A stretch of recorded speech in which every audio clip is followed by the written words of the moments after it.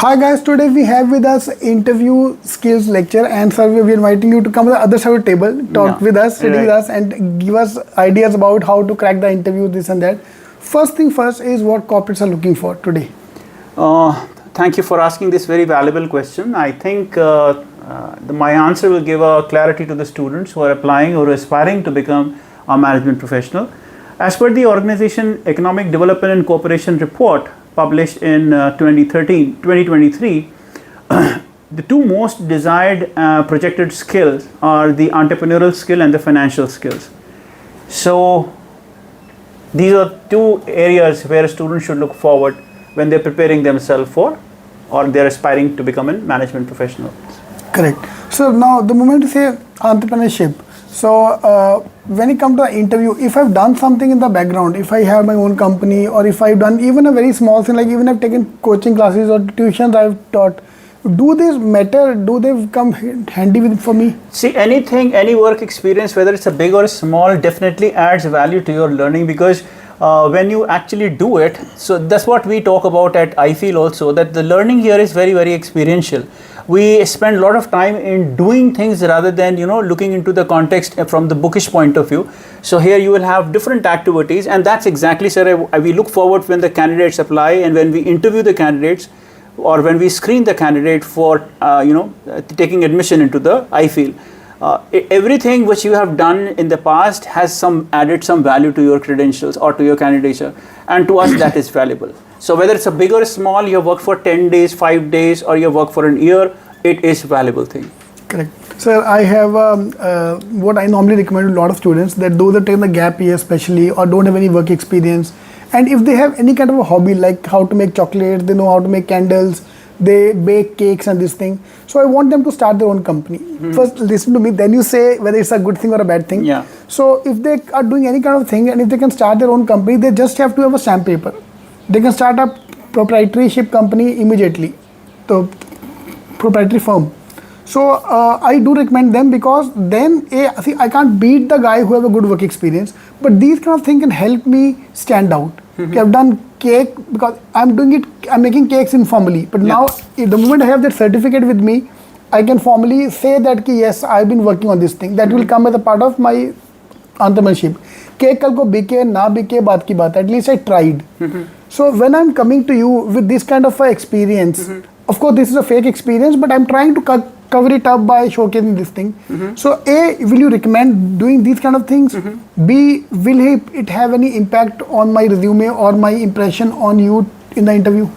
See, there are three important skills as you're talking about entrepreneurship. The first is risk-taking ability, the innovativeness, and the proactiveness.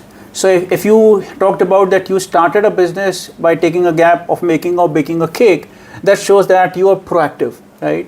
You are willing to experiment with your ideas. You're not very sure about the market. You're not very sure about whether the cakes will be sold in the market or not. But at least you have the potential of taking the risk. That's what matters when you talk in terms of entrepreneurship. For an institute like I feel, yes, these things do matter. We take these initiatives very seriously.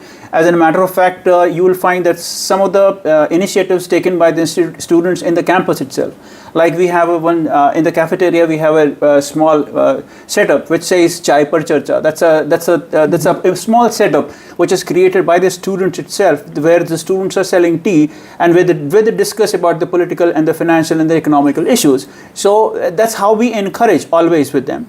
And to add on to it, we have a program called GCL, that is Global Citizen Leadership.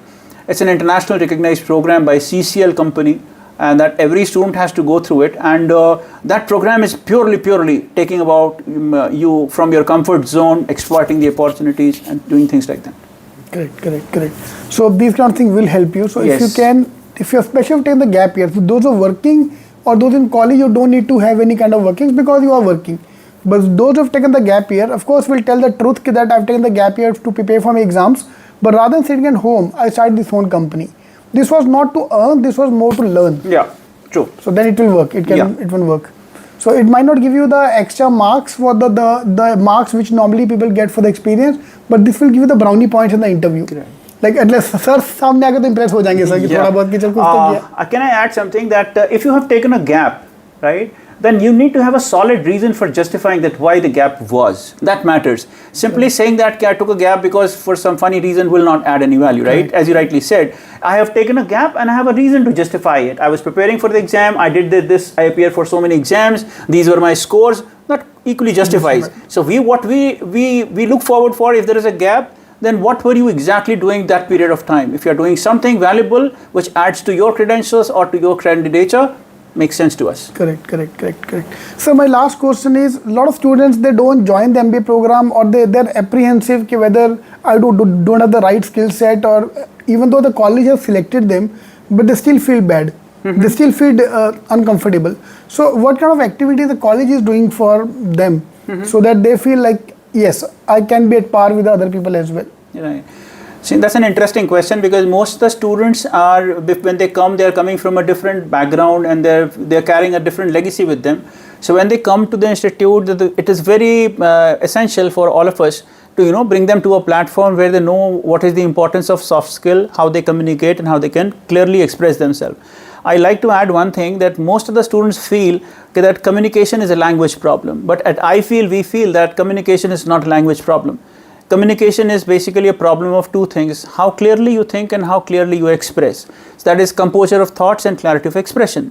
So we work on these two areas, and to enhance these skills and bring them at par with the any other top B schools, we have initiatives like I6, we have initiatives like GCL program, as I mentioned to you.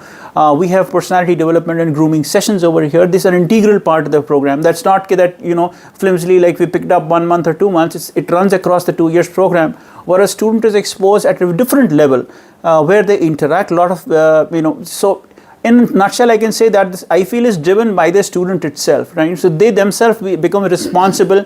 The very first day when they join the orientation program after admission, they themselves feel responsible for their career, and that's what I think that we are contributing towards the development of the students. Right. Yes, sir. Thank you, sir. Thank you very much. Thank you for giving the time.